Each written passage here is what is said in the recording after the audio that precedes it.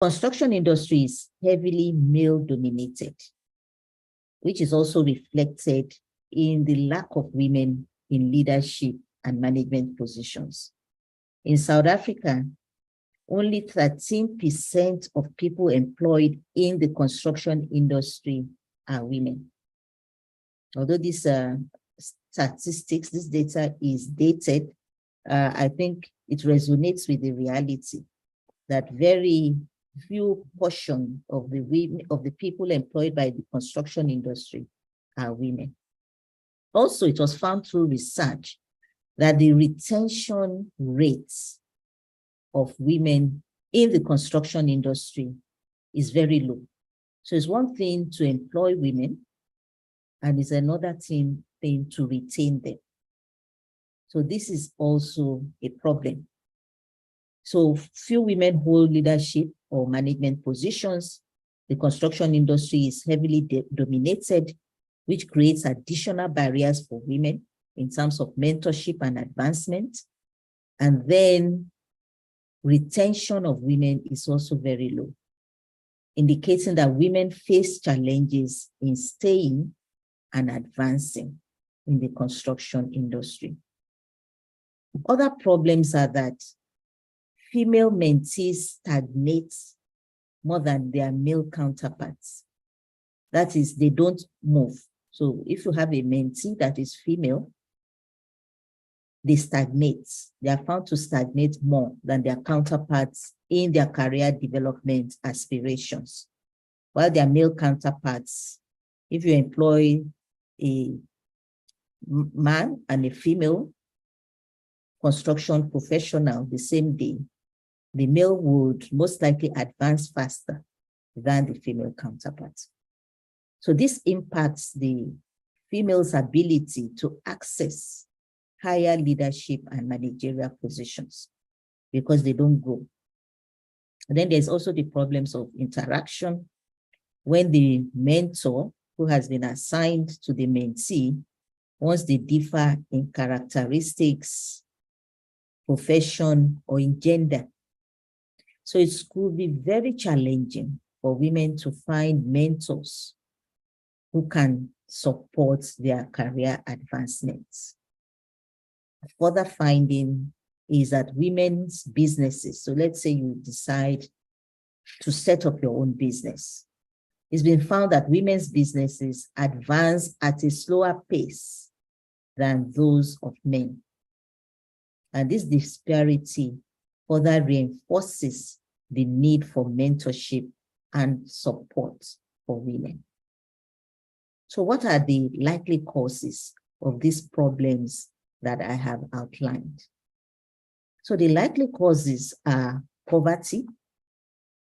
Women are disproportionately affected by poverty, which impacts their access to education, training, facilities, resources, and housing. So because of women being disproportionately poor, households don't want to train their children, and therefore they may not further their education. Then there are also the lack of female role models. In male-dominated industries, like construction industry, it's very difficult for women to find female role models. So it's difficult for them to enter into these industries. Then there's also the problem of gender inequality, which you'll also listen to just now from Professor Adogbo. The Gender Development Index and the Human Development Index show a significant difference, indicating the existence of gender inequality. So when you compare the two, gender development and the Human Development Index, the male is more developed than the female. So it indicates that there's gender inequality. Then the work-family balance challenges. Many women struggle to balance their work commitments with their family responsibilities, especially when you start having children. It's very difficult for you to maintain a 9 to 5, an 8 to 5, 8 to 6 job. Very difficult for you to travel. Very difficult for you to go on projects that are outside your place of residence, that are located in other cities and towns. And if you can't do that, there's no way you can be promoted on the job. You can't work late. You can't even maintain that job. So the ability to balance that work-family, to get to that work-family balance is always challenging for women. Further causes of the problems we've identified are the insufficient career and psychosocial mentoring, which we are going to talk about as well. So male mentors in the construction industry are not able to provide enough career planning, performance feedback, personal support compared to female mentors. And there are very few female mentors. So there's that kind of insufficient career and psychosocial mentoring in the industry. Then there are other factors which include stereotyping, which is also heard about. Females are just looked at as people who are not competent enough to do the job. She's just a female. What do you expect? We heard that from Professor Adogbo earlier. Then the gender bias and general discrimination. You've already lost even before you started. She's only a female. What do you expect from her? So you have all those kind of factors. Then the lack of mentorship itself for women in the construction industry. They are not provided with mentors, and if they are provided with mentors, they are not given the right mentor that can mentor them to be successful. So this leads to poor performance, low career advancement, lack of entrepreneurship abilities, and then poor retention.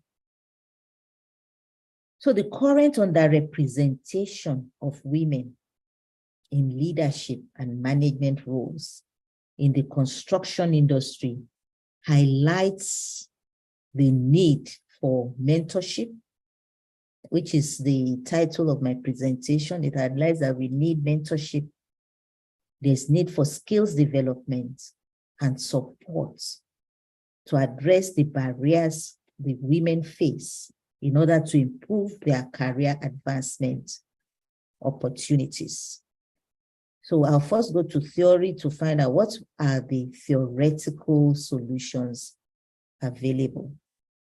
And some of these theoretical solutions that we'll find in literature includes implementing a structured mentoring programs, providing training for skills development. We find that in literature. Fostering a supportive organizational culture.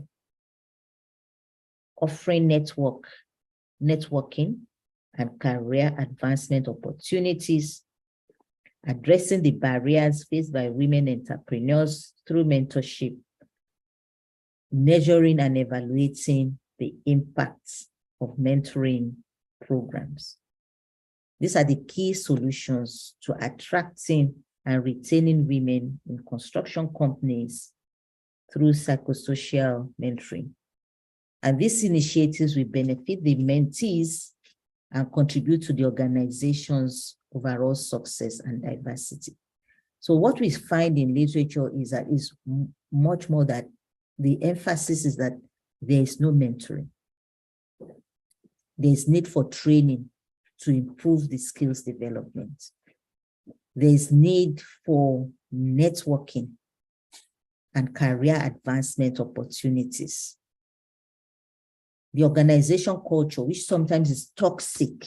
So you can get into an organization and the culture there is very toxic, a culture that suffocates the woman.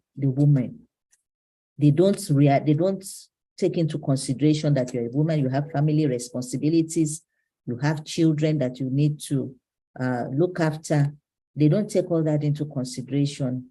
And then the way you are being addressed is not in a way that would build you up, but it's in a way that destroys you, which makes you, which will make the woman want to leave the organization. So those are the key solutions. More mentoring, more mentoring. So let us look at these solutions one after the other. So let's start with the mentorship. So what's this mentorship? So mentorship involves both interaction and identification with someone else of higher stature that will provide people with the chance to share their professional and personal skills and experience and to grow and develop in the process. So it's a relationship. It involves both interaction with somebody who is more experienced and advanced, who will serve as your mentor, and the mentee will be able to relate with that person, and then they will be able to share their professional, they'll be able to lead the mentee in the way in which they will go so that they don't make a mistake, so that they choose the right path. So that's what mentorship is. And there are two types of mentoring functions that we need to take note of. The first mentoring function is what we call the career mentoring function, where the mentor develops the mentee within an organization. So we need both. And the psychosocial mentoring function, where the mentor develops the professional skills and life of the mentee. So for a woman or any mentee, even a male mentee, to grow in the industry or in any occupation, any type of employment, you will need those two types of mentoring functions. One in which the mentor develops the mentee, trains the mentee within the organization and the organization bound. And then you also need another mentor who helps with professional skills development and life, teaching that mentee about life, relating with them and how they've been able to go through the journey of life.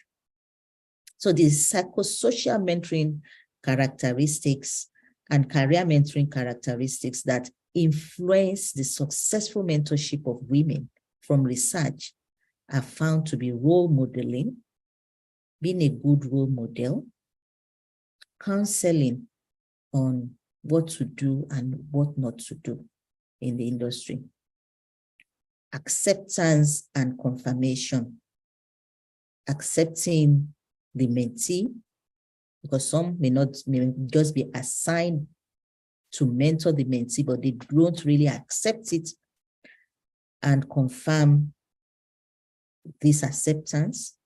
Then coaching on life skills, professional skills and life skills, and then also providing challenging tasks. So these are the mentoring characteristics and career mentoring characteristics that are found to influence the successful mentorship of women.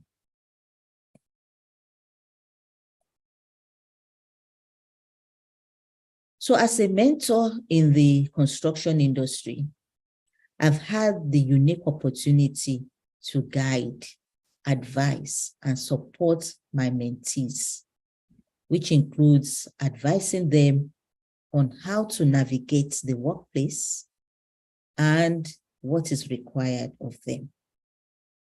So I've been fortunate to be able to be involved, but not only in academia, but also in the construction industry to mentor future construction professionals. And I found that this mentoring relationship that we have, it goes through 4 major phases. And the first phase is to build a rapport, is to build that relationship. It must be a relationship that there's trust involved. Knowing each other, examining what are the long-term objectives that are required, what does the mentee require from you, what do they want to know, building a relationship of openness, trust, the need for honesty, because sometimes people are not honest on their goals, on what they need. They don't really say, this is where I'm going or something. So there's need for openness, there's need for trust in order to be able to grow that mentoring relationship, in order to support them. Some would want to hide the deficiencies they have. They may want to hide the fact that they don't know certain things, that they may want to show off as if they are good, but they hardly would open up. So that's the first thing. There's the need for honesty. Otherwise, it won't go. The mentoring relationship, whether it's a male mentor or a female, it's not going to go anywhere. Then phase 2 is now being able to set the directions, being able to set the goals. Okay, I want to be at the top of my career. I want to be at the management level. I want to be a professional construction manager. I want to be a professional QS in the next 10 years or at the director level. Then how do we get there? Because it's not a clear-cut path, like we were told by Professor Adogbo, especially in the construction industry. So there's a need to be strategic about it, to set the goals, the scope. How much time do we have to meet? Because sometimes you even agree to mentor candidates, but you don't see them. They don't come and meet with you. You don't see them. Maybe after 1-2 meetings, they are gone. You don't see them again. You don't have time. Then fit, to check that the mentoring relationship is the right one. Then in phase 3, we want to monitor their progression, assessing what they have done against certain milestones to see that they are doing what they are supposed to do. So if it's in academia, for example, you want to see maybe they are progressing with their studies and in the academic space. So it's easy for you to have some indicators. How many publications do they have? What supervision have they done? What are the courses they are teaching? What are their admin responsibilities? And so on. So it's easy in academia for you to monitor. In the construction industry as well, it's easy for you to set those milestones. It's easy for you to say that how many projects have you been involved with? What was your position on those projects? How many, like quantity surveying, maybe we start talking about the BOQs. How many contracts have you managed? How many projects have you packaged? How many have you seen to completion? What was your position? You know, you'll be able to monitor their progression and how they are coping and advancing. And then the last phase that I see is that each success they make, you always have to celebrate it. If they're able to complete a project, you need to celebrate, including small wins. They've been able to package a project. They've been able to successfully manage a contract. They've been able to get the procurement right. They got the right contractors in place. You should be able to celebrate all their small wins, attaining milestones, including unexpected outputs. You need to celebrate all those unexpected outcomes. Go out for celebration. Invite them to where you would announce that they've made this success. So they feel more comfortable in that position, that they are doing the right thing and they're on the right path. So there's a need for that celebration. So that's about the mentoring. So we'll now go on to the skills development.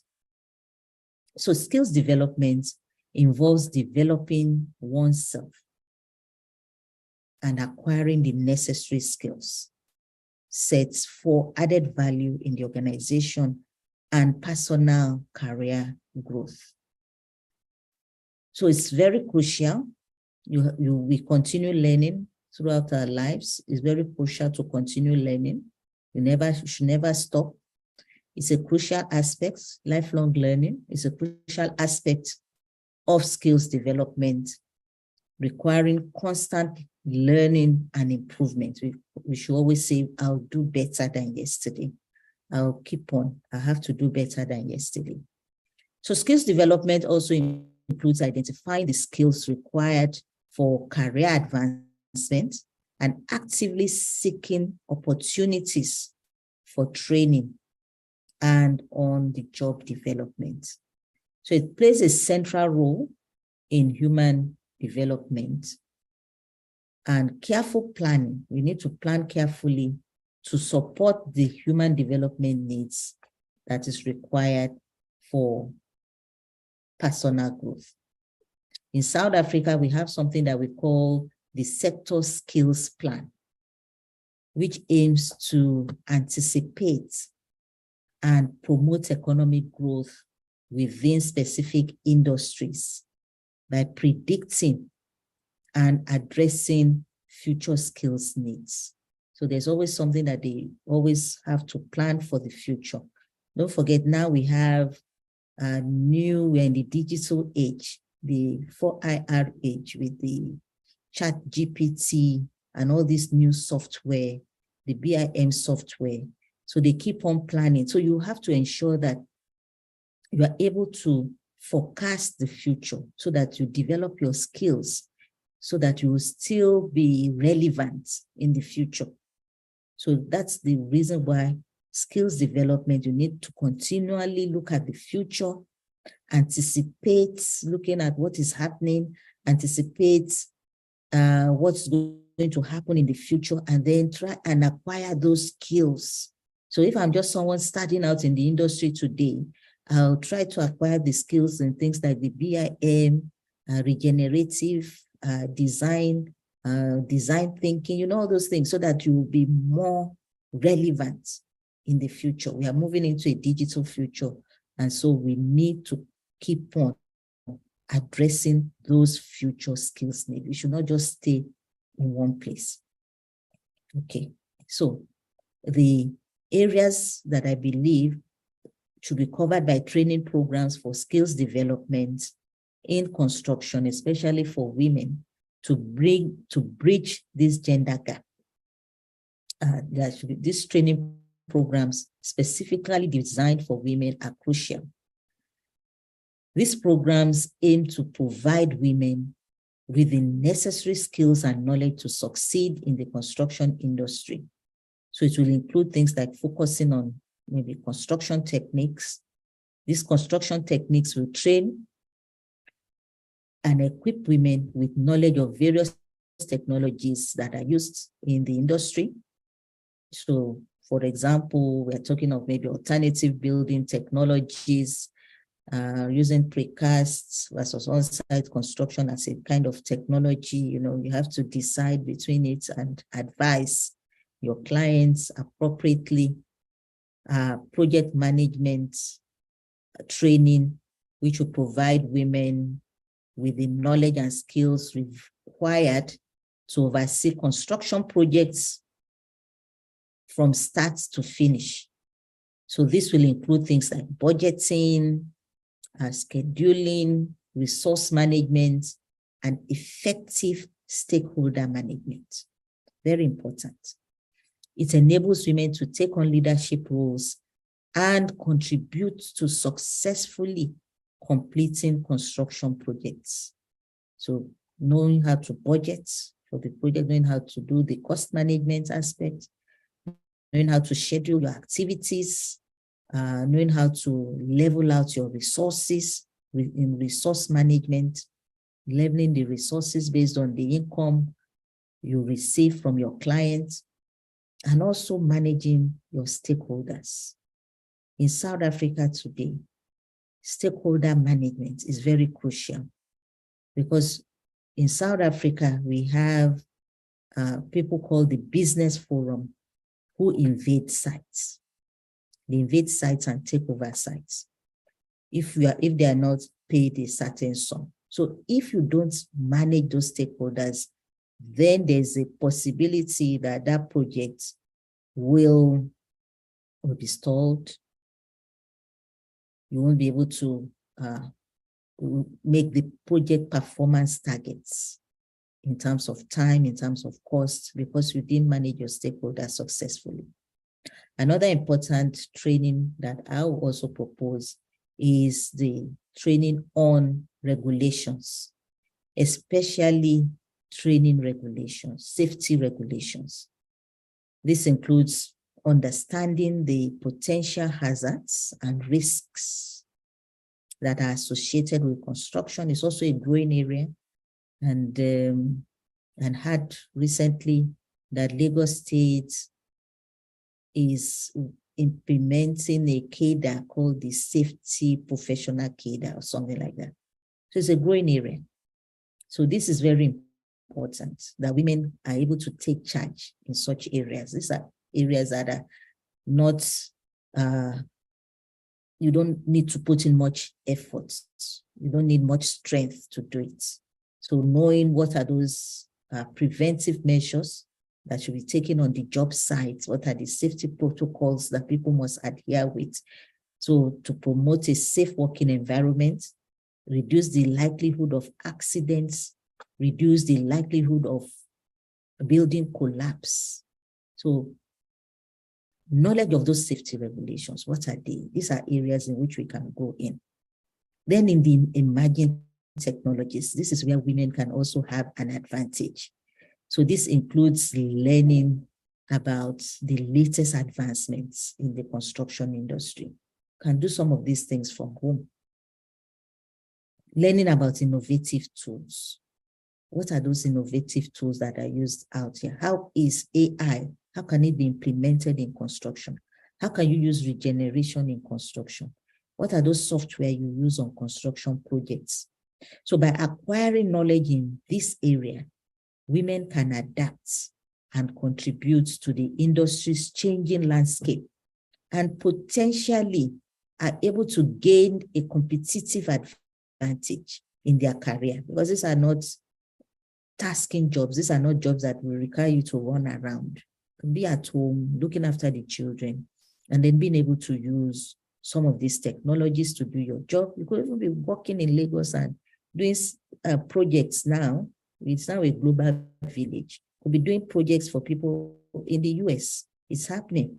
People are now sitting down at home and doing projects all over the world without leaving their country of residence.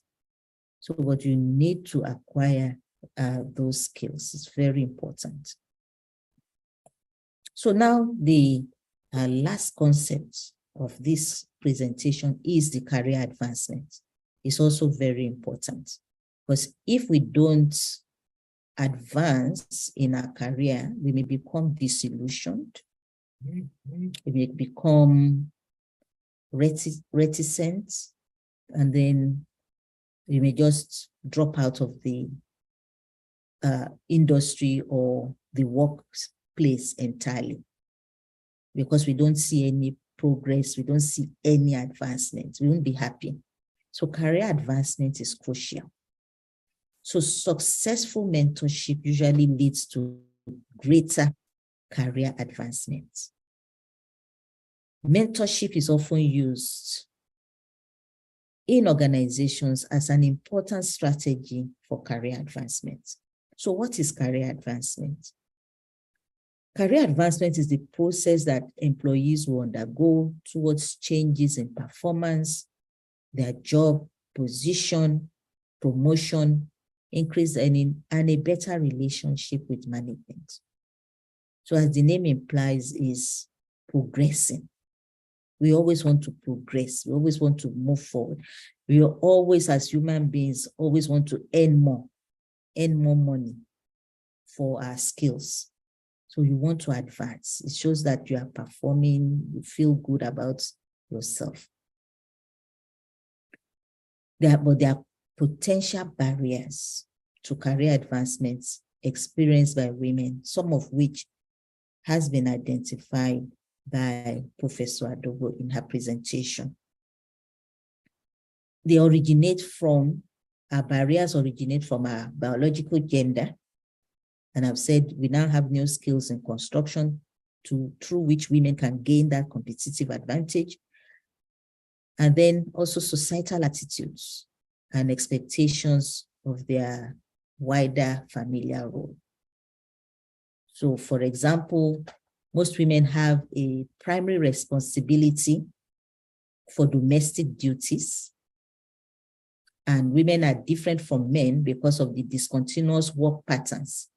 And women must withdraw periodically from the workforce to raise children, to give birth to children, and so on, to look after them. So it's not usually a straight line for women. So the road to reaching the pinnacle of a career usually can be long and tough. It's not easy, can be very difficult. And the determinants that have been identified for career advancement are related to 4 things: interpersonal, individual, human capital, and family attributes. I'll quickly go through some of these determinants. So let's start with the interpersonal attributes. Interpersonal determinants of career advancements refer to the supportive relationship at work, such as mentors and peer networks that facilitate advancement. So those are the things that will determine whether we are going to advance in the workplace. Whether we have mentors, whether we have a network of our peers that help us, that support us, will help us facilitate advancement. The relationship and personal attributes of those we work with as well will, to some extent, determine how far we go. So those people who we join in the office space, if they determine to make the place difficult for us, unbearable, then we may not go far. So the quality of interpersonal relationship that we develop usually depends to some extent also on the environment where you work. So because people differ across organizations, you may find that there are organizations where you have been marked for failure right from the beginning, right from the time you are in that organization, you're already a marked man. So it depends. You might just find yourself in one of those organizations, and then you could find yourself in a very supportive organization. So when I started my own career, I started with Bouygues Nigeria Limited, very supportive organization, always looking towards your growth and advancement, sending you on training, how to use things like AutoCAD. That was in the 1990s. So by the early 90s, I knew how to use the computer, which very few people had access to at the time.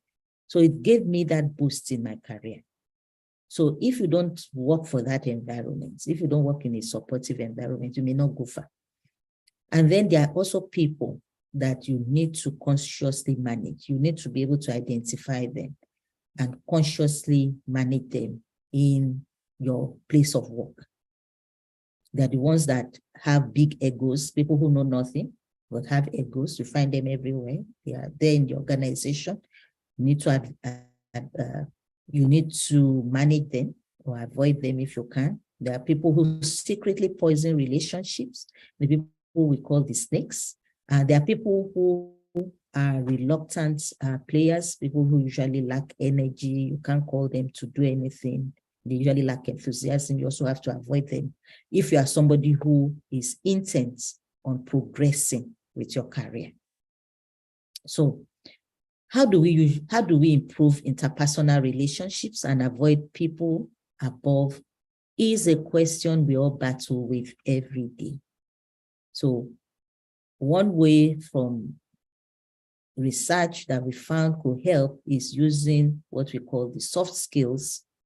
You have to be emotionally intelligent. Don't just go into an organization with a free head. You need to be intelligent emotionally. You need to have a team player attitude. You need to be adaptable. You need to be open to criticism. You need to have self-control, and you need to be able to interact. So these are personal attributes that will enable you to have good relationships with those in your organization and work harmoniously with others so as to progress. Also, you could inquire from experienced mentors. So if you have mentors as well, they could also help you navigate the environment and the organization. So you need individuals, so their career advancement that has to do with the individual, human, and capital and family attributes. Individual determinants of career advancement include personality, traits, and other psychological factors that are linked with the success of a managerial position. That means your personality, you must have good personality traits.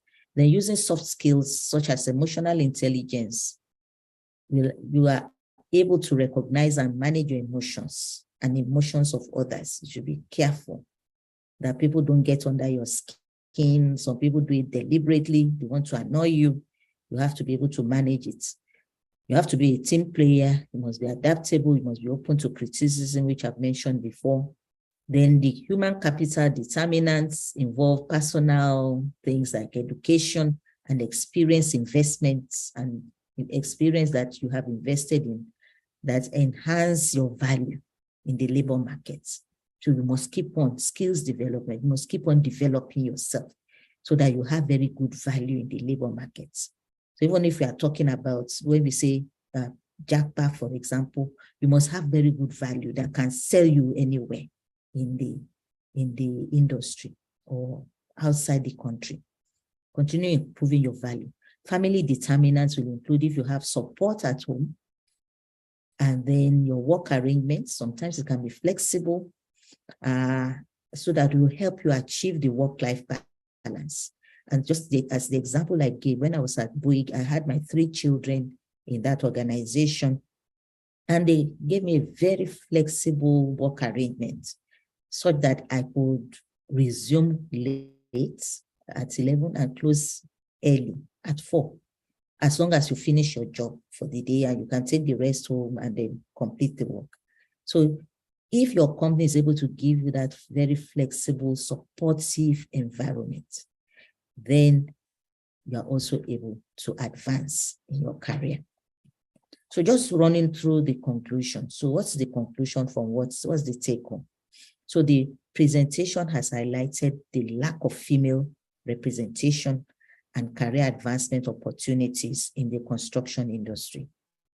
The low retention rate of women and the lack of mentorship contributes to these challenges. Women don't stay, they leave. And so if they are not there, there's a gap. Who will they promote when there's no woman there? Then there are various factors that negatively impact the mentorship of women, which includes a lack of female role models, the gender bias, and then the work-life balance issues.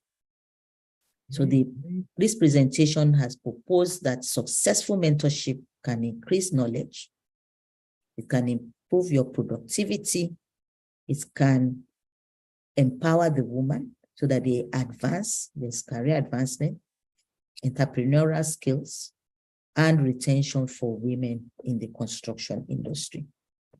And the recommendations are that the implementation of effective mentorship programs in the construction industry is crucial to address the underrepresentation of women in leadership and management positions in the construction industry, while skills development and continual learning on a personal level are essential for both individuals and also organizations. Sometimes organizations don't usually want to invest in people because they know that once they invest, the person acquires all the skills, they leave. But it's also crucial for those organizations to support career advancement and personal growth of the female worker. And it helps to empower women in construction. And these are my references. And I say, thank you so much for listening. I know I've gone over time, but thank you all the same for listening. Over thank you to very you. much. Yes, thank you.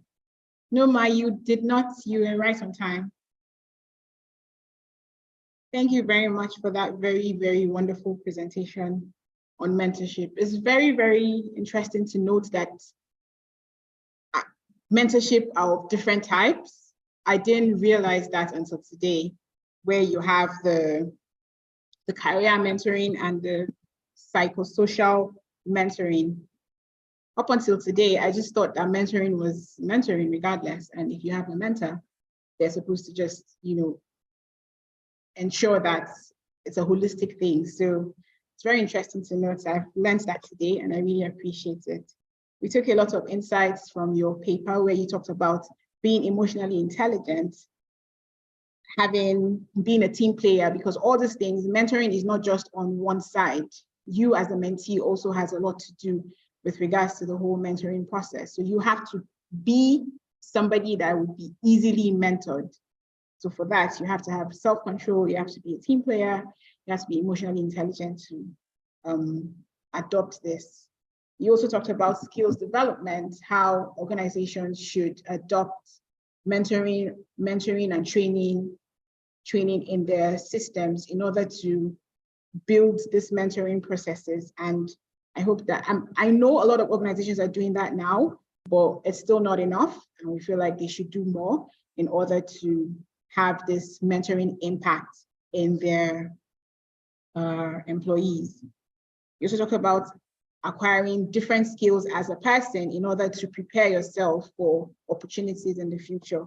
And so many other things. We're really grateful and we're very certain that this has opened a lot of new insights on mentoring and we'll definitely take a lot from.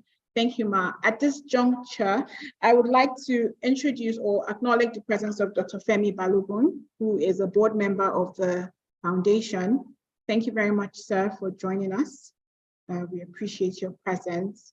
Before we move on to the next section for today, I would like to kindly ask that we please, to the panelists now, can we all please put on our cameras so we can take a quick picture? A colleague of mine would say, let's mark attendance. Let's take an I was here photo so we can capture this today and use it for future reference. How else can I use this to brag and say that Professor Winderpour gave us a very, very beautiful presentation. Also, Professor Adobo, here's Miss Priscilla, our able Watson leader, the DG. Thank you, Ma. So yes, we're ready when you are. Let's take a quick photo. Oh no, Professor Adobo. Okay, you're logged in on 2 places. Okay, that's fine. Sorry, I'm using 2 different devices. Oh no, okay, it's okay. I think we have everyone. We can. Yeah, so let me take that out.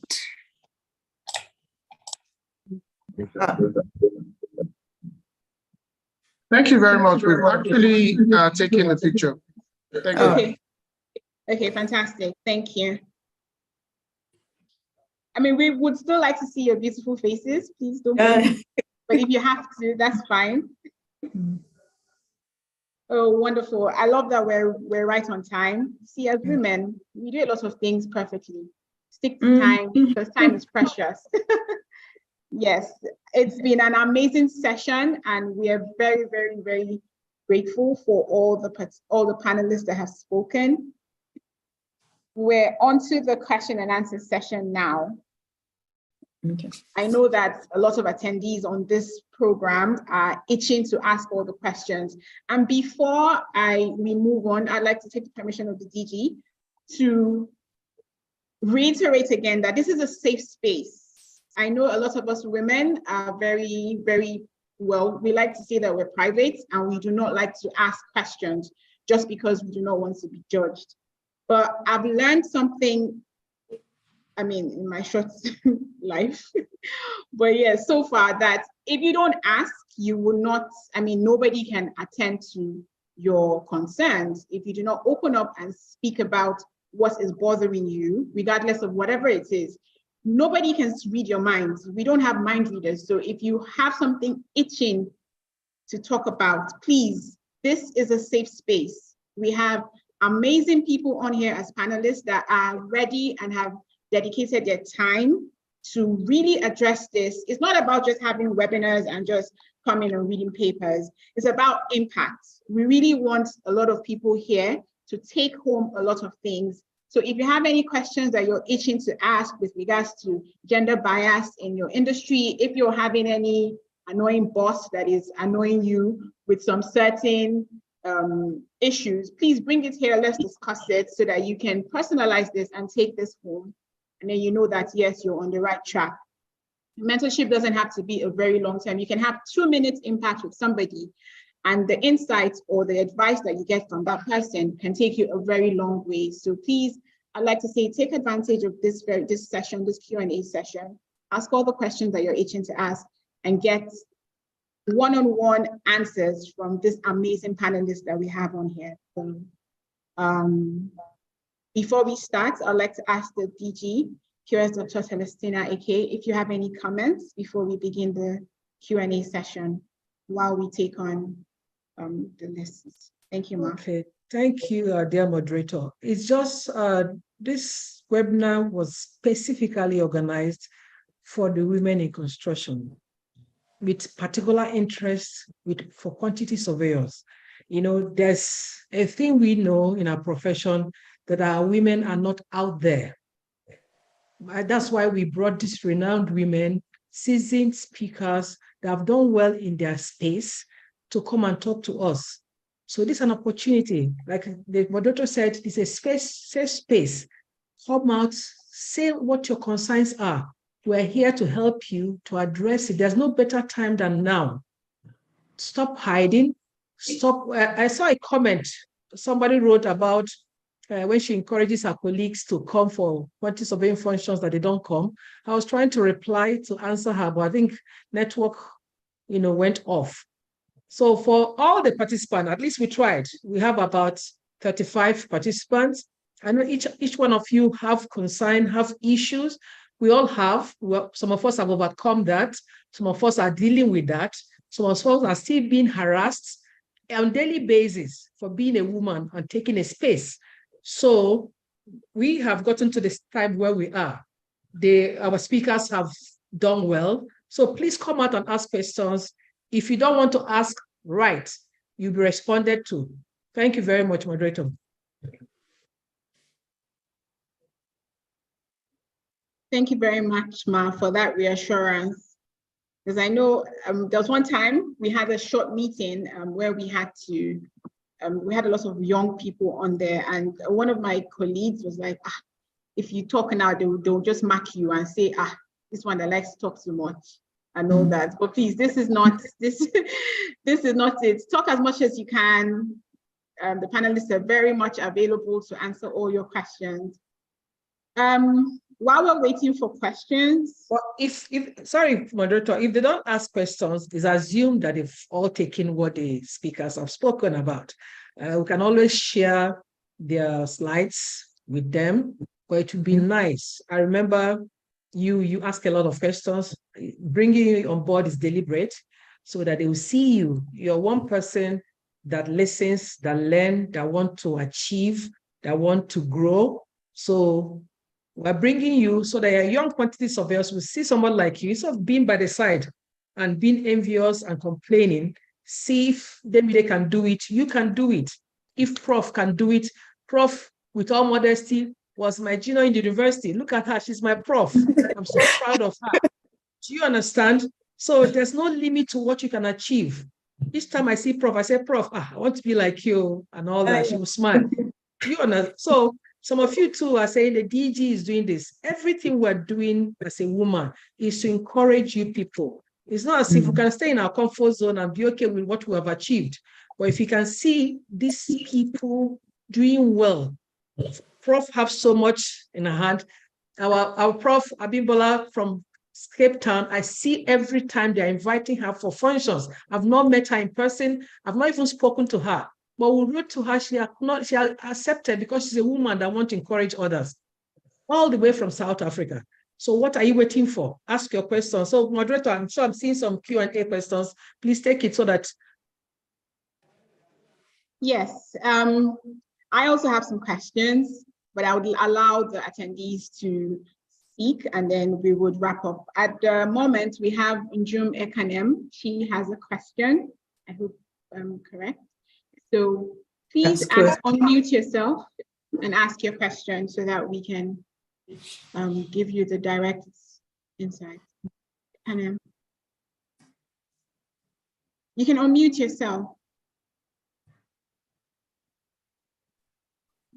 No? Good morning. Yes, you're everybody. unmuted now. Yes. Good morning, everybody. Good morning. Good morning. Good morning, ma'am. My question goes to, good morning, Prof. How are you? I'm fine, thank you. My question is to Professor Abimbola. She talked about snakes, eagles, and those who are reluctant. In a situation, you try to avoid them. And they keep coming. What do we do?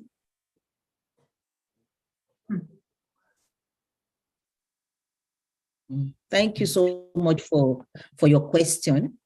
It's difficult to avoid them. You know, sometimes they just put themselves there in your space. So it's very difficult. The ones with big egos, the ones that poison relationships. So the way, and throughout my career, I've faced these people with either in the industry or in academia, they're always there.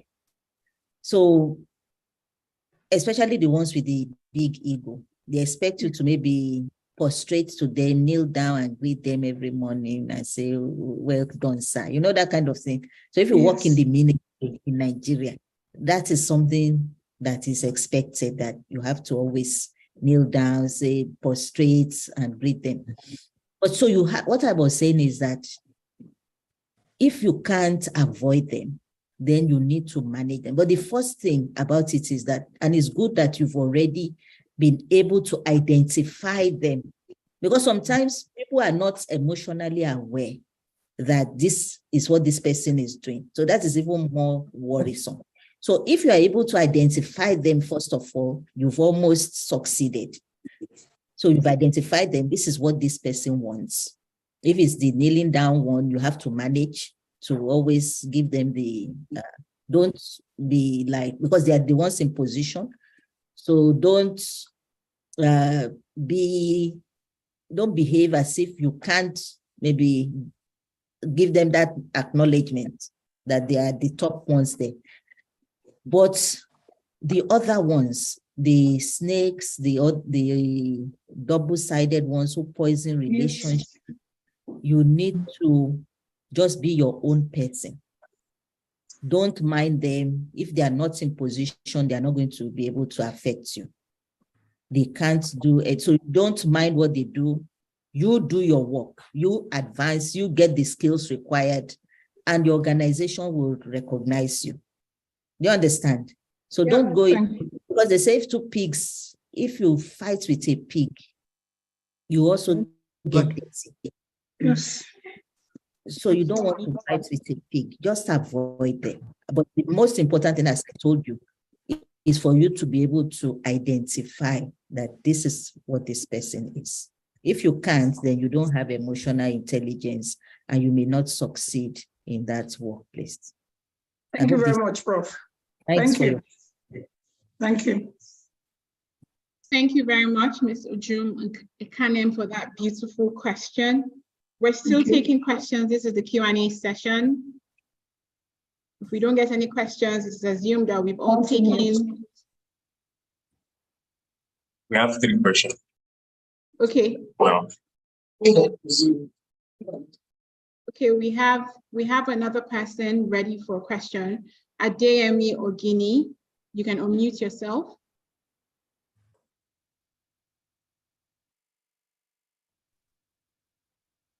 Hello. Hello. Yes, we can hear you. We can hear Hello? you. Please proceed. Okay, good morning, everyone. My question is to Professor Windapo. I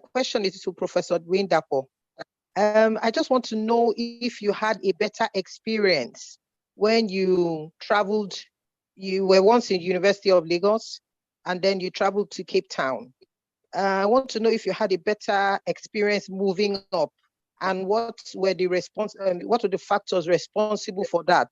I know that you were in Unilag for a while before you left Unilag and went to Cape Town. So I want to know if you had a better experience, climbing up at Cape Town than you did when you were in Nigeria. Then also, I want to know what one can do if one finds himself early in the system. That is, you came in quite early, so you are young, and the age factor keeps being an issue as you're growing up. When you put in about 10 years and you came in your maybe mid-20s or late 20s, so and then you keep having issues because you're young in the system and there are older people than you are. So how does one balance that with the rest of your relationship with older colleagues? Yeah, that's my question.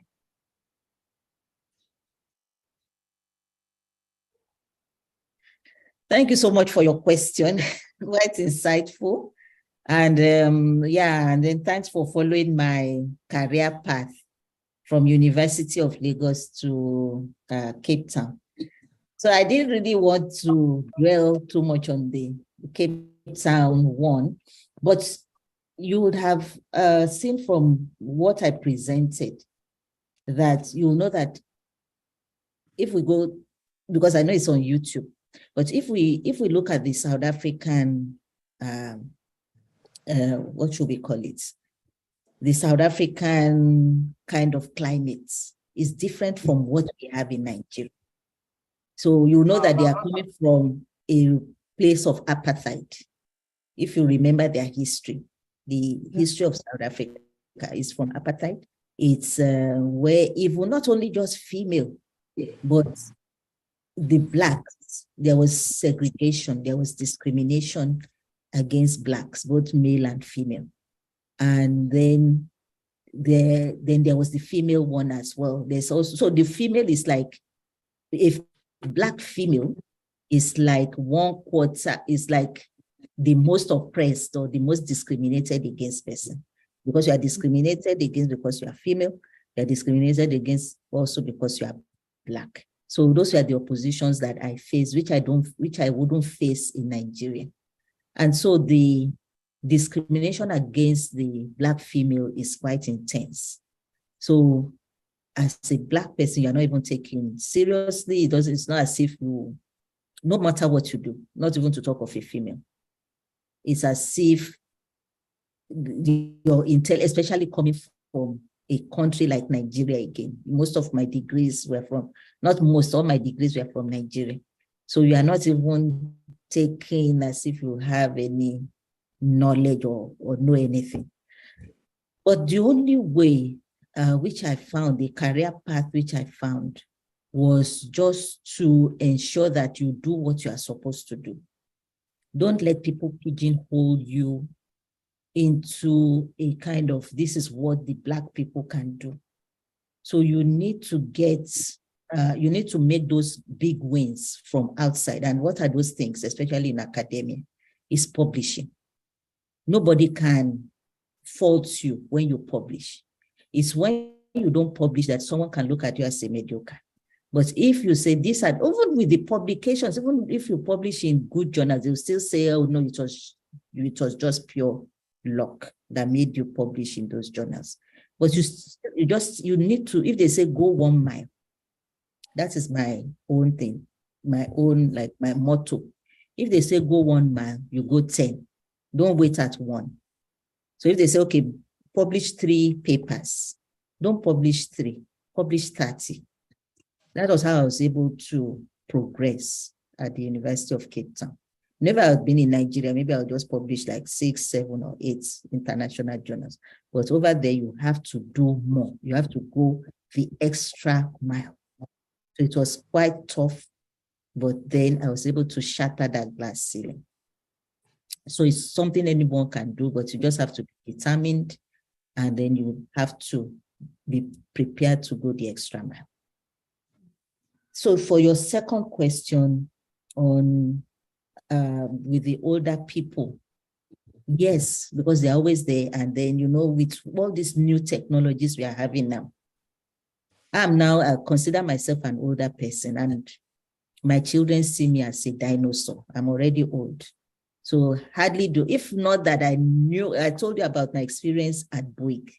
And that was the experience I was able to carry on into the future. If I hadn't had that experience of using a computer, being able to use AutoCAD, do Excel, do all this programming and so on, I may not be able to be where I am today. So there's that big digital divide between the older generation and the newer generation. So the newer generation are able to do most things now with the computer, whilst the older people find it difficult. So there's the digital divide. So how do you manage them? How do you manage that gap? It's also to try as much as possible, you know, because these are the things that have value today. Being able to use some of this equipment, these tools and everything, and what has value today. So it's just to make them see reason. And when I was young, when I was in the industry, I was sent to the sites, and the men on site would say, no, we are not going to listen to you. When were you born? How will you come and start dictating to us? And you're even female, you know. How will you start dictating to us? This thing, we've been doing it for many years before you were born, especially those old workers, the workers on site. And I will tell them, who holds the purse strings? You know, I'm the person who is going to pay you. You don't do what I ask you to do, and you are not going to be paid. So with that, most of them listen. You know, they quickly do what they are supposed to do. So no matter what your age is, you have to look for your leverage. That's what I'm saying. You have to look for something that is going to leverage you. Those old men will come to you to seek advice, or maybe to help them to do certain things. How do we do this? How are you going to help us with the AutoCAD, this software, with this Excel, with this spreadsheets, you know? So you leverage. You have to look for the point where you are going to leverage things over them, because you are now like you, but they have experience. So don't forget that. They have experience, which you should also learn from. So learn from their experience, but try and leverage on your own skills. What has given you those skills? Leverage on it, and you will go far in the industry. Be subservient. Don't be arrogant. Also, Okay, those thank you, ma. are skills. Yeah. Thank you for your question. Thank you Thank very you. much. Thank you very much, Professor Windakor, for those very, very remarkable words of advice. What I also took home from that is you said that we should push ourselves regardless of whatever environment we find ourselves in. We shouldn't let the environment define our narrative. We should be very intentional. So regardless of if whichever environment you find yourself is slow or not, you should have your own purpose and drive it so that you get to go to where you want to go to regardless. I mean, because that's how you did this, and you're able to get to where you are now, publishing a lot of papers and being very, very popular in the built environment industry. You also talked about leveraging on the resources around you, even though if you have something and you're ready to give out, regardless of what you have, other people out there also have something that you want. So you need to be very, very calm and not proud, like you said, so you can, you know, learn from what you have or tap into the resources that you have available while you're also giving out what you have. So it's a symbiosis thing, you give and you receive. Thank you very much, Ma, for that. The next question, I'd like to direct it to. Sorry to interrupt you. Yeah. I have a comment I want to make just very quickly on the issue of age, being young in a system. Yeah.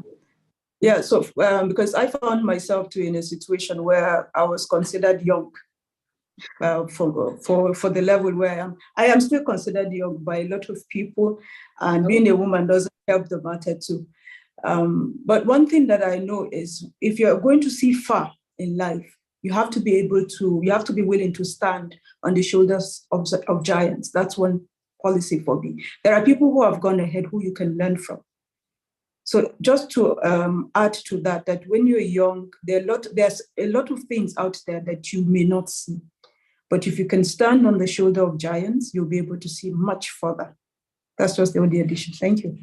Absolutely, absolutely. We have a lot of them in the workplace, and regardless of their age, they have a lot to give back to us. Thank you very much, Ma. The next question is actually on the bias, which you spoke about.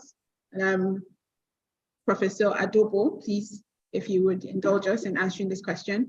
And it goes, there's an attendee, he says, thank you so much, Ma, for this timely seminar. My name is Nsikak Marcus, a QS heading the QS unit in my organization. I have this challenge of getting my team members, all men, doing their work professionally.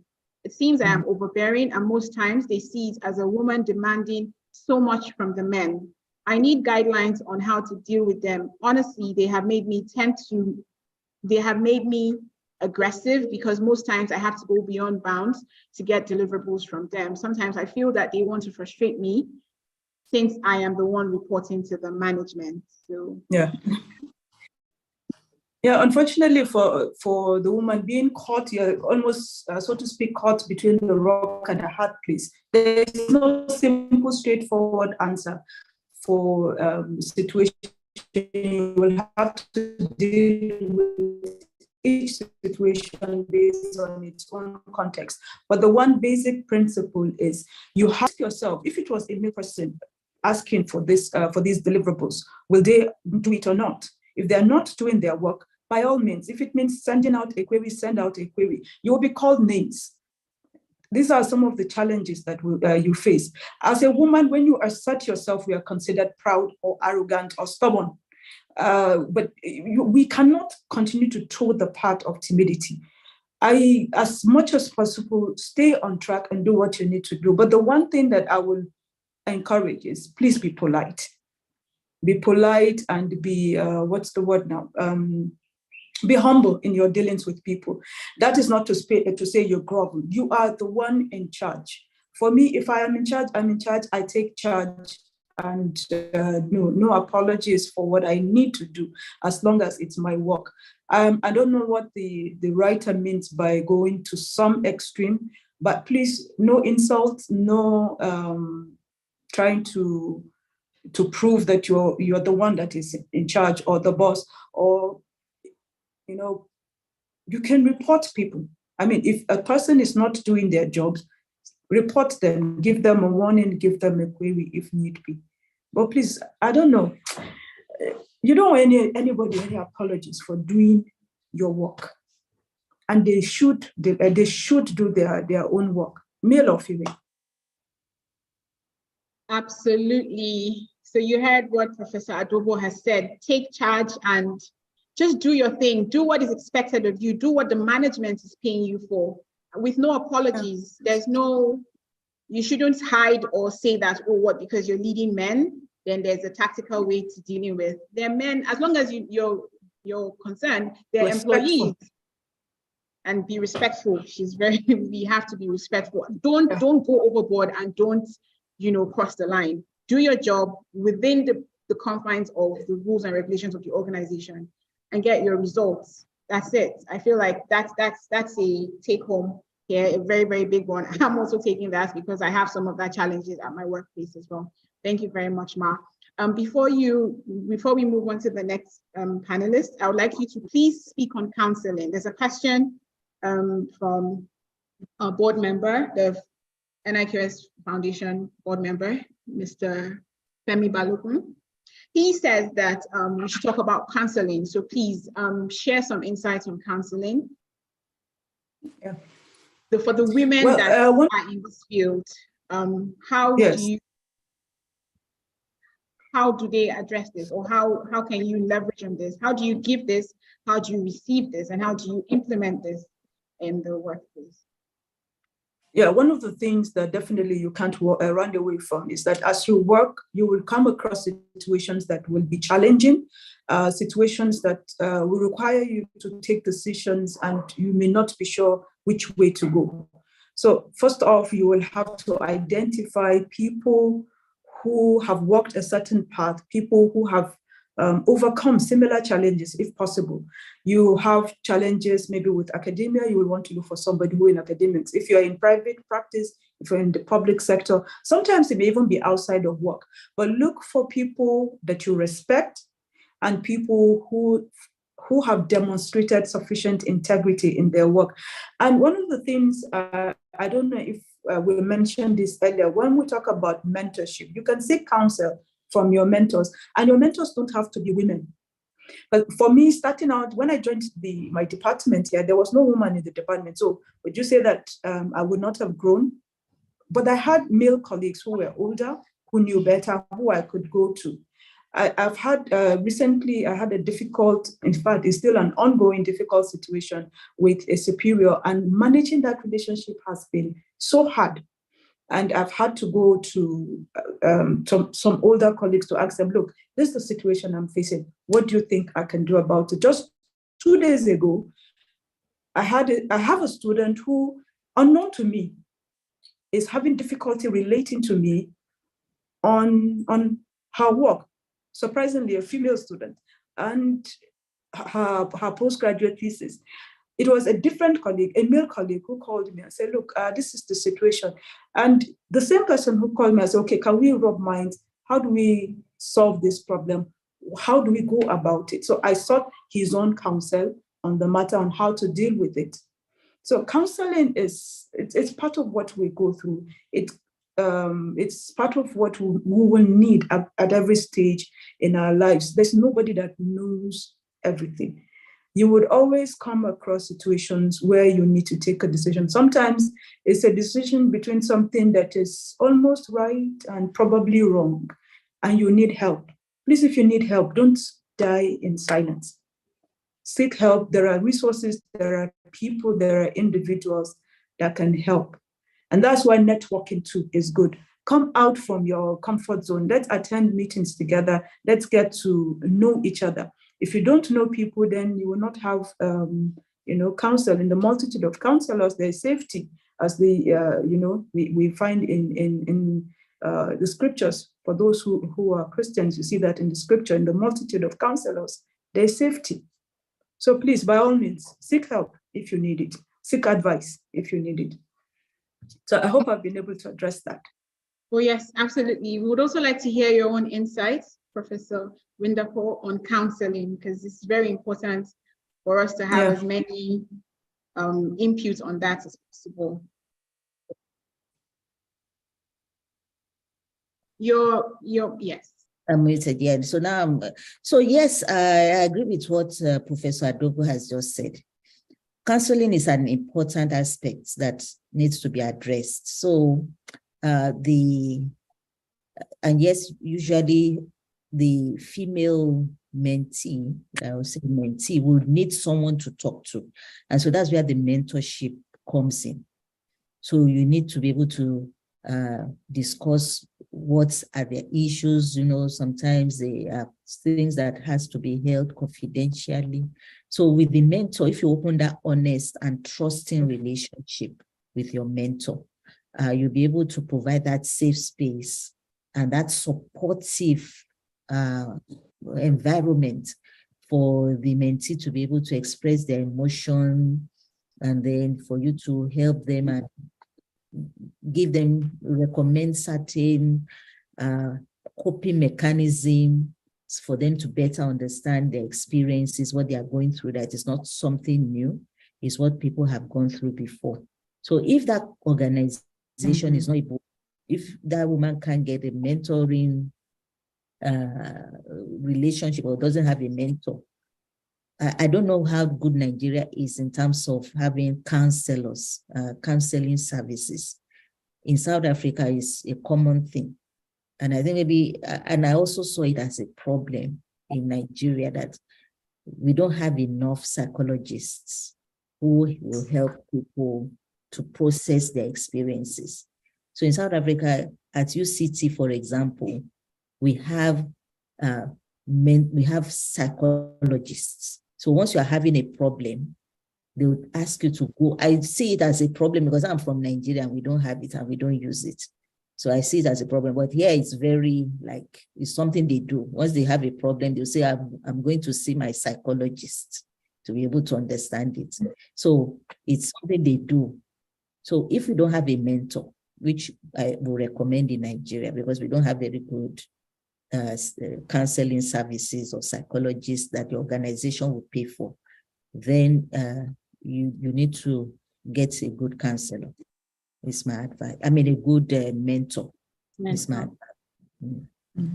Thank you very much. So counseling is very important. I know in Nigeria as a whole, we always like to shy away and hide from speaking about our problems. We feel like if we talk about it, then we will be judged or this person will look at me in a certain way. But when you establish a good relationship with your mentor, that's a good place to start because you know that that is somebody reliable to a certain extent and the person can, you know, take in your problems and see how best they advise you to navigate. Because at the end of the day, you have a mentoring relationship and your success would also be his or her success. So if that problem you're having is hindering your progress, they would be very, very willing to advise or put in a few words and see how you can navigate yourself out of that problem. Speaking of mentoring, I know that Professor Adobo talked about a mentorship for young women or women in general, that you can also seek mentorship with the opposite sex. So we have a question from one of an anonymous participant here who says that, how do you draw the line between mentoring the opposite sex and them having any notion of emotional feelings? So just to add to that, so the question can be asked, answered from both sides. So if you're speaking to a mentor who is in the opposite sex now, how do you manage that relationship so there's no emotional attachment or there's no emotional feeling developed? That's from a mentee to a mentor. And then also from a mentor to a mentee now, how do we balance that? It's a very interesting question. And I would please like Professor Windapo to start on that since her section was solely on mentorship, and then we can have Professor Adobo give her own insight on that. Yeah, that's a very good question. Drawing a line between mentoring someone of the opposite sex and then being a mentee-mentor relationship, and then drawing a line and any notion of emotional feelings, it can be challenging. That can be a challenging thing to do because it depends on the specific dynamics that is involved, you know, a male mentor and a female mentee. And then you know that we have most of these now because of the power dynamics involved as well. So you have had many cases in the US where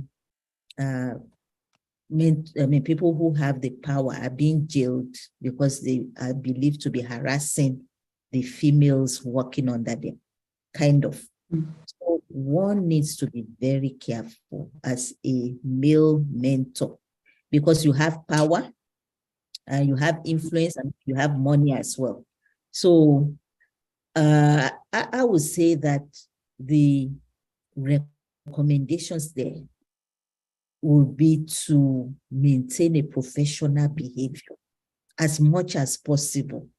You have to be professional, be respectful, avoid any actions or behaviors that will insinuate that you want to do something, because what we've learned from what we see abroad as well, and people being taken to court, is that maybe certain things are being said, certain messages are sent, even if it's just as a joke that, oh, look at your nice dress or something. You have to, as much as possible, maintain that professional behavior. If you have many mentees, treat all of them equally. Don't have a special one amongst them. Don't treat one specially. This is the one that you take to lunch. You won't take the other ones. You have to be professional. Avoid any behaviors that may be interpreted as causing boundaries or creating favoritism. So that is my own answer, that we need to maintain professional behavior. And the mentor is always the one with the power. So one has to be careful about how one uses that relationship. Thank you.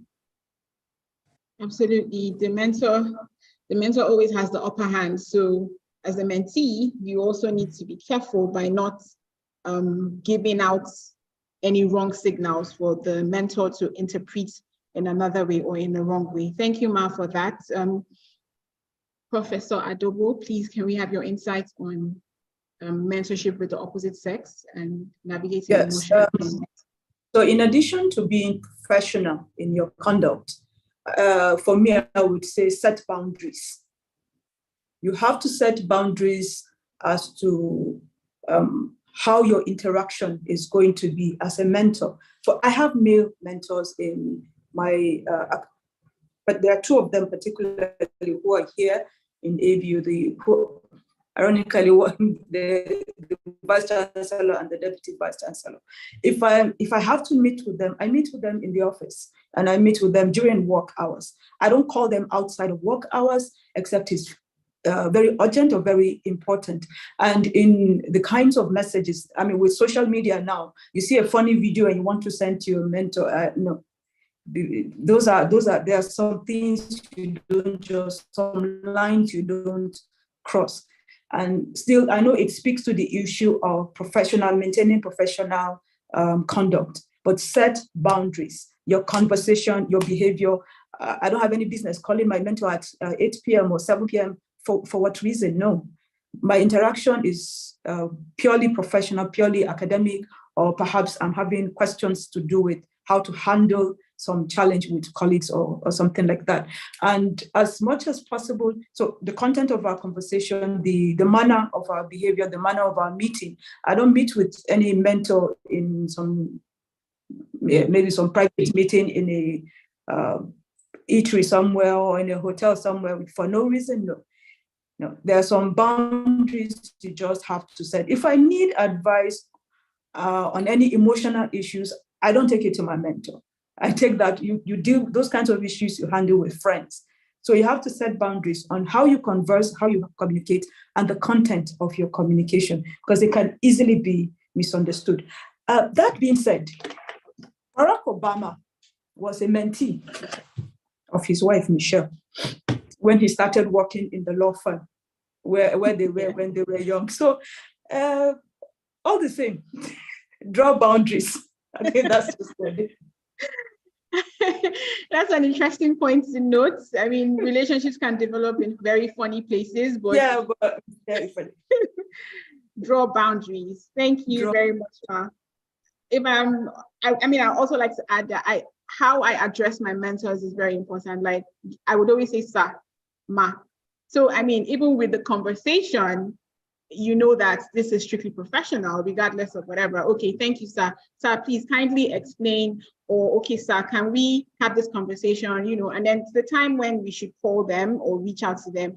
Also the medium in which you communicate. If Instagram for some reason or WhatsApp is like an informal setting for you, then you should not communicate with your mentors with that, because in your head, that is your social media, and you're always very relaxed when you do that. So having a conversation with a mentor in that field, it's not, I mean, they're two different things. You're already relaxed, and then you may just slip because you do not know when your conversation might switch, because social media is supposed to be like a safe space where you can interact and with ease and all that. So it's very important how you communicate with them, how you address them, places that you meet with them, so that, you know, the information that is being passed stays strictly professional, and then both parties get impact and get feedback appropriately, and no wrong message is passed.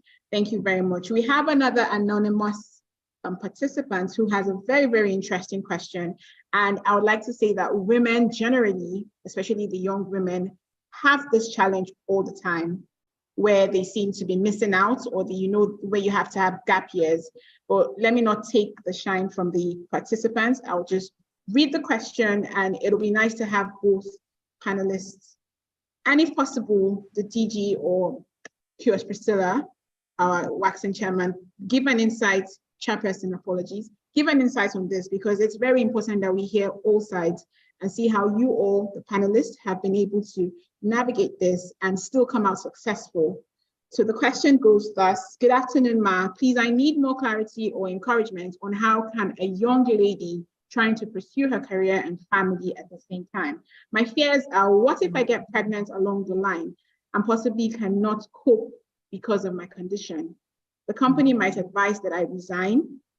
How do I handle this fear of putting my career on hold because of the economic condition of the country, or because of my present situation as a married person wanting to have babies and all that?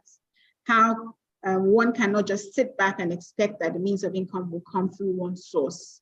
So how do you advise that? So the person is asking about fears on starting a family, taking that gap year on having babies, also with the whole economy going very turbulent at the moment. How can we navigate through this as women and still build a family and still have a career? That's something that a lot of young women face these days. I interact with young people a lot, and that question I hear every day. Oh no, my husband asked me to take a gap year because we have to have babies, or the challenge is too much. I cannot deal with the stress from children. I cannot deal with the stress from work.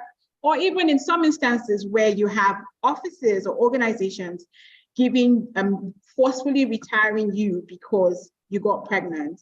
That even happened to me, I must say. And it took a lot for me to come out of that space, because I felt like, a lot of questions started going through my head. Am I not competent enough? Why would they feel the need to retire me just because I got pregnant or I had a baby?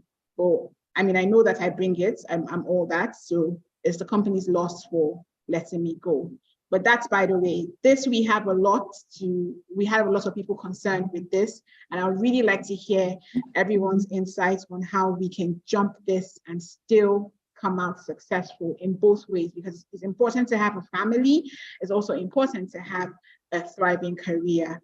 I would like to start with Professor Winderpour. If you can please throw in your weight on this, and then we'll go around. Thank you. Okay, thank you so much for the insightful question. I think I did touch on it, that the company I work for, Bouygues Nigeria Limited, where I started my career, and which gave me a very solid foundation. I had 3 of my children in that company while working for that company. So I think it's a fear and concern that how are we going to balance our career and start a family? And women, we face all these challenges, and it's important for you to first of all note that you are not alone in this area. So what my advice is that you have to be honest. That is where honesty comes in, and you have to plan. So for me, when I was at Bouygues, I was honest with the management, and I told them, I'm getting married and I'm going to have children. And as I told you, I said they were supportive. But then support has to come from honesty. So it's if we hide and then we don't let them know what we want to do, what we are planning to do, and then just surprise them with it, I feel that it may be to them saying, oh, but we didn't discuss this and we need somebody, and how are we going to plan for it? So I think if one comes out honestly and say, look, I'm married, or I'm getting married, I'll start raising a family. I think we need to plan towards how I'm going to continue working. I want to keep my job. I really love this job. I want to plan how am I going to continue with this job, and then also have my children. I'm ready to put in extra hours. I can work from home. You can give them different types of alternatives. And I also tell you something. I did my master's when I was also with this company. So I did my master's. Some people will not be honest with the company. They won't tell them this is what they are doing.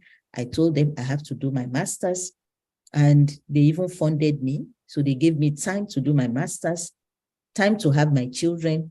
And even when I had the children, they even gave me time, a flexible working time, where I can resume late and close early so that I could look after my children. So without that, I wouldn't have been able to cope with having children and then still maintaining the work. So that is what is, I think, is important. I think if you engage right from what you know you want to do, engage honestly with the company, and then these are my plans, I'm sure, and they see you as a valuable worker, very valuable. Make sure you are valuable. I'm sure they'll create opportunities like a flexible work-life approach for you. So you give them different alternatives. Thank you very much. Absolutely. Thank you very much, Ma. Establish the value that you bring to the organization. Make sure that still goes back to communication. Communication is both ways. So you need to tell your organization your plan so that they can fit you right into their plan as well. So I don't think, I mean, we're in the 21st century and things are going better. A lot of organizations are embracing this. And I don't think that if you are communicating well enough, and first of all, most importantly, make yourself valuable, show them that you have a lot to offer, and they would be missing out on not engaging you. I know I had promised that Professor Adobo would say something on this, but because we're running out of time, I would kindly ask that she merges her response to another question, which is in the chat box. We have a question from Kyocera Benjamin. She says, well, this is like a more of recapping an experience that happened to her where she was in the office. I mean, they had an assignment at work and they put in a lot of hours. Some people were very lackadaisical about it and did not put in as much effort, but she put in a lot of hours in it and ensured that they were successful at the end of the day. And after the success of the assignment, everybody was compensated equally. So now she felt bad because she put in a lot to make sure that the assignment was done. And a lot of people were playing about it, but eventually everybody was compensated. So equally, that's the key word there. So does that mean that she should slow down and not put in her weight in the office? No, if you ever find yourself in a situation like that, keep at it, keep working, because what you're doing is you're building yourself and you're building capacity within yourself. So all of these people that are lackadaisical about their lifestyle, leave them, let them continue where they are. But you build yourself, and before you know it, other opportunities will come up where it's like somebody going for a further degree and you're like, well, why do you need to do a master's? But opportunities will come where those skill sets are required. So no, don't slow down, keep at it. But as much as possible, please, if you can, if you have like a boss or a manager that you can perhaps take the matter to and discuss respectfully, this is the situation and this is what happened, and try to find out what was their reasoning behind it. You see, people who give themselves and they go a little extra, we talk about people who are extraordinary. It's just that little, that additional thing that you do that will set you apart. Trust me on this. That little extra that you put in, the little extra effort, the little extra time, it will set you apart. It may not be right now or with the present organization, but that will set you apart in life. Then on the issue of taking gap year to have children, look, by and large, this is who we are. Our primary responsibility is to our home as women. We're the ones that will have the children. When you interact with people, you listen to people. I mean, hearing Professor Windakwa's experience, I can share my own experience with you. You will know that we all will go through this at some point in our lives. And if I can overcome my own, Prof overcame her own. If you talk to Dr. AK, she has her own experience that she can share with you. Other people have gone through it and they have overcome, and you will too. I'm talking about the young people. I mean, I remember I traveled to Ghana. I was pregnant, about 6 months pregnant, went for a conference. When I went for data collection I went to Bauchi, Mina. I traveled with my son then. He was still, was less than some 4 or 5 months thereabout. And raising the children, it was never easy. Doing PhD, pregnant and having a baby, going for seminar with a crying baby and so on. But today is a different situation. I don't have to go with them anyway unless I have to. But please listen, network with other women. And that's why I talked about affinity groups. By the time you talk, meet at YQSF Forum, and you hear other people's experiences, you can get some takeaway. If not anything at all, you can get the encouragement and the motivation to just keep at it. And like Prof said, please talk to your organization and be honest and upfront. If at the end they still insist on maybe laying you off or anything, you will not waste the year. There are online courses you can take, skill set development you can do, even if it's a certificate course that you can do on, I don't know, learning how to use some software. That will be good for you. I know the economy is biting. We may need to diversify beyond construction, but that's a topic for another day. Thank you. Absolutely. Thank you very much, Ma. I love what you said about taking advantage. I mean, as women, this is what we do. So if we have to take a gap year, there's so many things that we can do with our time. So not being in the office on a 9-to-5 job doesn't mean you cannot make use of the time and create impact for yourself. You can do online courses, you can take up a skills training, so many other things that you can do that would be very relevant for you in the future. And also on the team spirit. Whatever you do for the organization, you're indirectly doing it for yourself. So regardless of if everybody was compensated equally or not, they cannot take the experience that you've taken from being part of that assignment, which will definitely come useful for you in the future. Thank you very much for all that. The engagement is very, very encouraging. And I know that so many people are on here listening and taking notes and very, very ready to go and create impact with what has been taken. I know we have one Adeyemi Ogini who has had his or her hands up raised for some time now. Can you unmute yourself? And we'll take that and one more input and we will call it a day. Thank you very much for being part of this. And we really appreciate that everyone is very, very interested in this beautiful topic. So Adeyemi Ogini, if you're still online, kindly unmute yourself. Yes, thank you. No, you've taken my question already. Okay, your hand is still up. That's I thought you had another comment to say. Okay, thank you. We have an input from QS Annex. Okay, she says, great presentation, insightful and educative. Mentoring is about investing from both sides, mentor and mentee. And with investment comes all that has been discussed today. Investors in people, IIP, is an area that is lacking in most organizations. Other parts of the globe recognize such and even hold award events to celebrate and encourage others. IIP is a certified element and should be encouraged. Thank you. QS Professor Winterpaul, is there something you have to say on IIP and how, we can leverage on that? Because I mean, this is new for me. I'm speaking from Nigeria and maybe speaking for most of the participants on here. I'm just hearing this for the first time. But if you have something to add or contribute to that, that would be very nice. Thank you.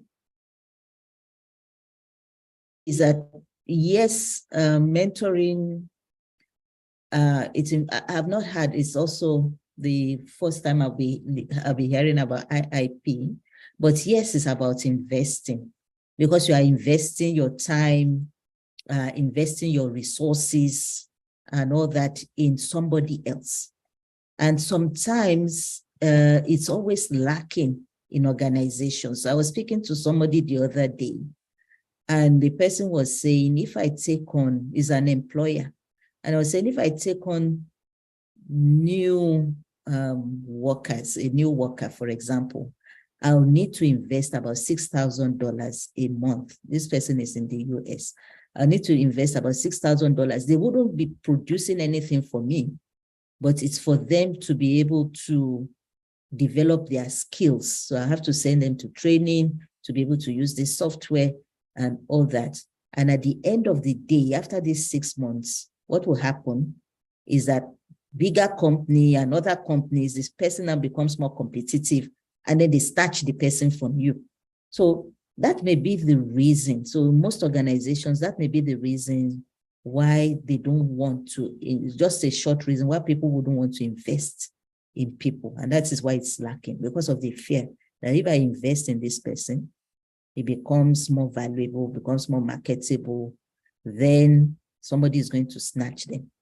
So I'll just give you an example that in South Africa, the government pays companies to train even after you graduate. So they have to train, they have to pay companies to employ those graduates in order to train them. Otherwise, nobody is willing to train anybody. And I also agree with the presenter, with the comments that we have to hold awards, events to celebrate. It's part of what mentorship is all about as well. You have to recognize the achievements of the mentee. So it gives them a sense of confidence. It boosts their ego. And IIP, as they've commented, is a certified element and it should be encouraged. I agree with them as well. Thank you so much. Thank you very much, Professor Windapo, for that input on IIP. It's an investment. Mentoring, the mentorship spirit is an investment on both sides and should highly be encouraged and highly celebrated, because at the end of the day, that is what brings or breeds bright minds that will come back and bring impact to an organization or in whatever capacity that they're working from.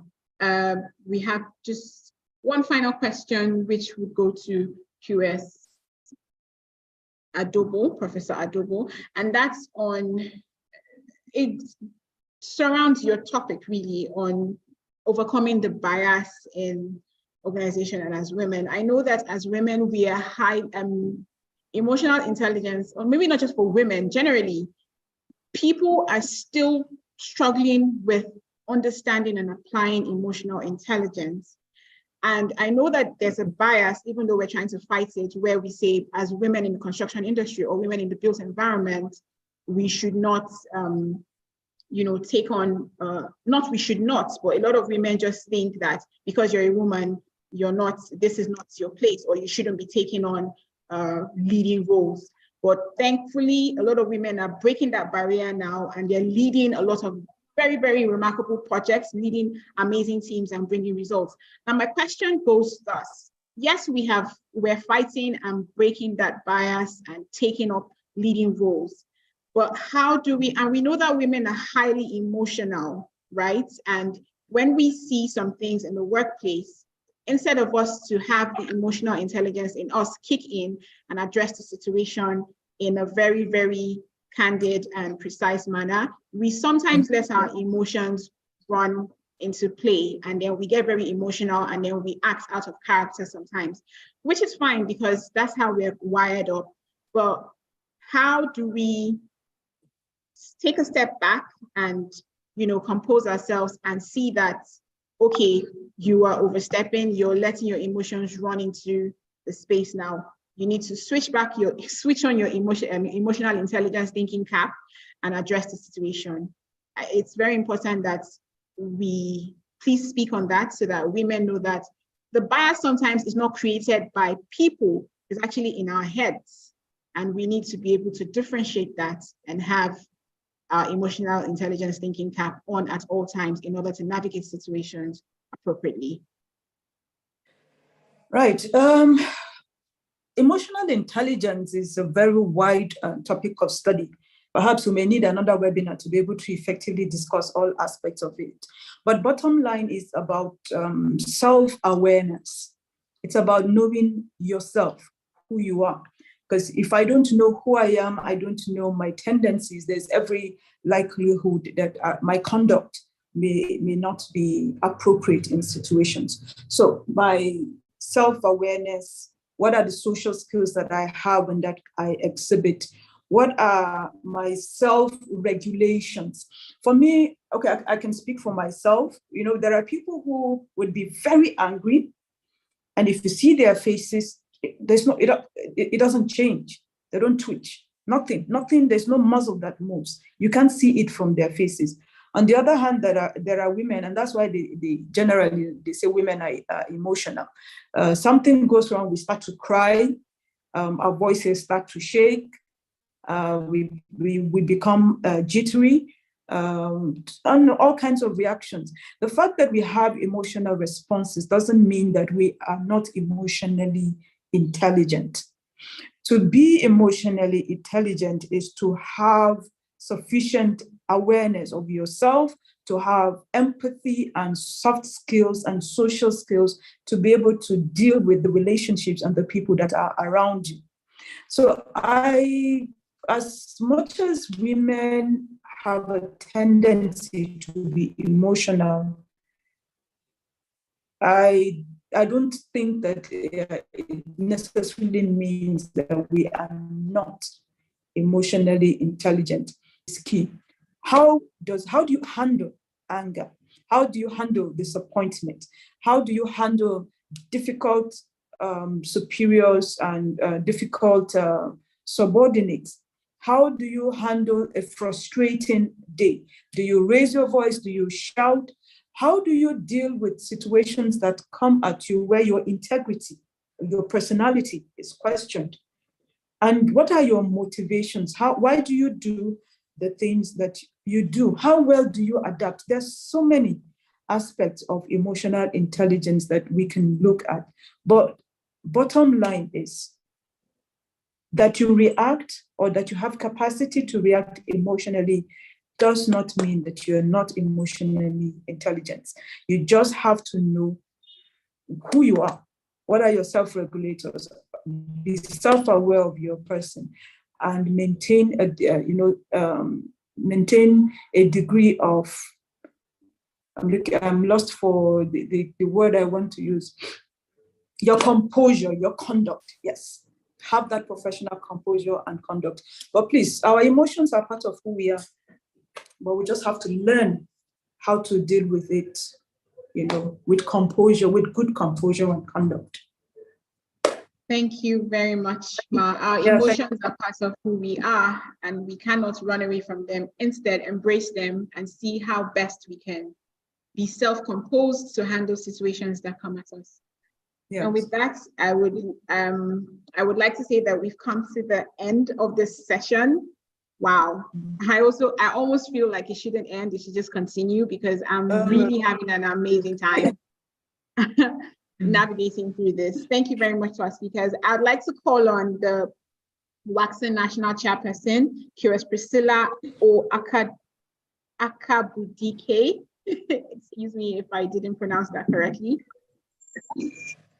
She's been an amazing support to the Waxen and has pushed us in different ways to ensure that we take in our rightful place in whatever it is that we do. Always encouraging, always there to give a supporting hand. Thank you very much, Ma, and the floor is yours. Thank you so much, Kiers Demide, for the excellent job on moderating this webinar. And thank you to Dr. Celestina Eke, DG NIQS Foundation, for this opportunity. I'm honored to address this closing session.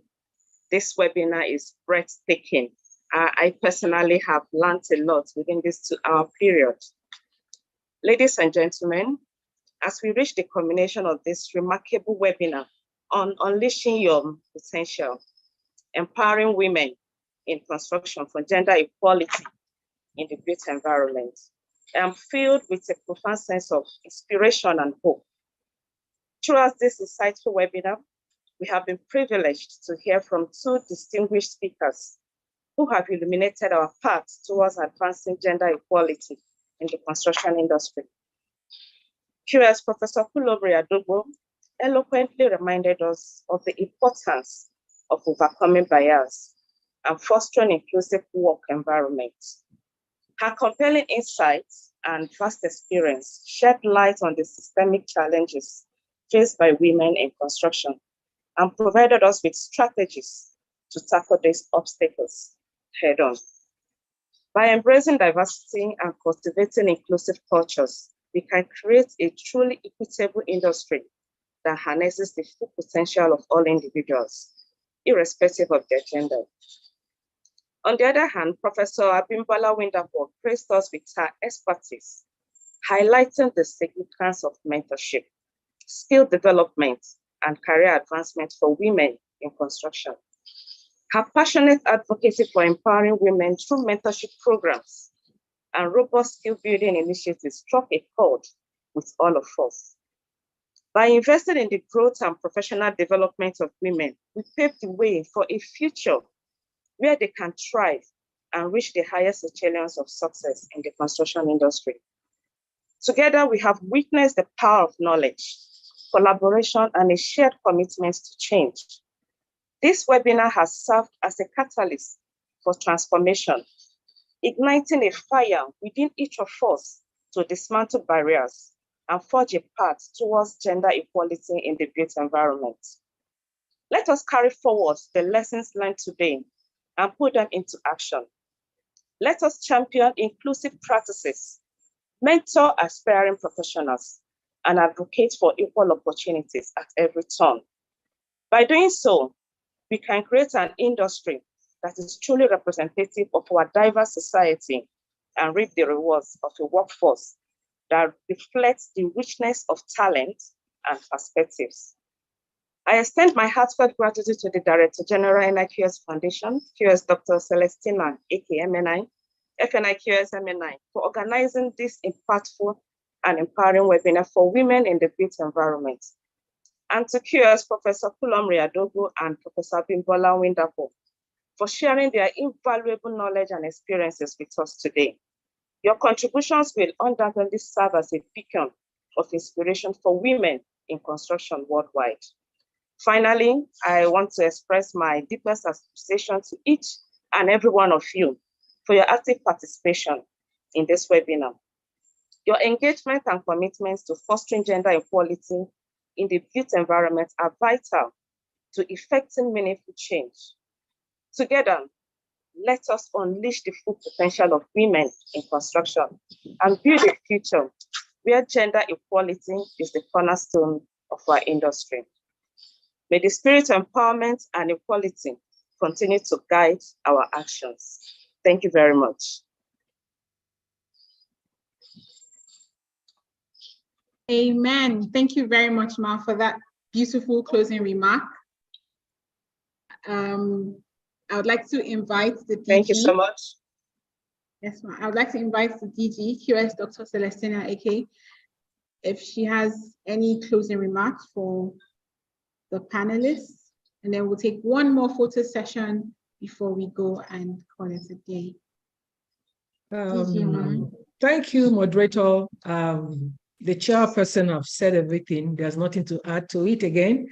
I want to use the opportunity to thank our speakers. You guys have done an amazing work to this.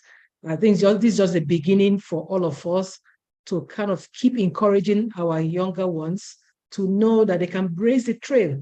There's nothing to be afraid of. They can reach out to every one of you, including myself, for them to do what they need to do better in the society. Thank you very much, everyone. Thank you for coming on board. Thank you, Dr. Balogu. Thank you so much for being on the call. You have been a great support on the board and outside the board. Thank you very much, sir. Professor Abimbola, I can't thank you enough. I will reach out to you after this. Prof is our home girl, so Prof, we can always talk to Prof. You are very far from us, from all the way from Cape Town. Thank you so much. Thank you, everybody, for being on the call. Thank you, and have a wonderful weekend. Okay, Well, bye. welcome. Thank you so much for inviting me. Thank you. Bye. Bye, everybody. Bye, Ma. Thank you very much once again. This has been a very, very insightful session, and we hope that all the attendees are able to take this home and implement this in various capacities. My name is QS Eneamire Jamila Tudemide, signing out as your moderator for today. Thank you, and have a good day ahead. All right. Have a lovely weekend. Bye. Bye, everyone.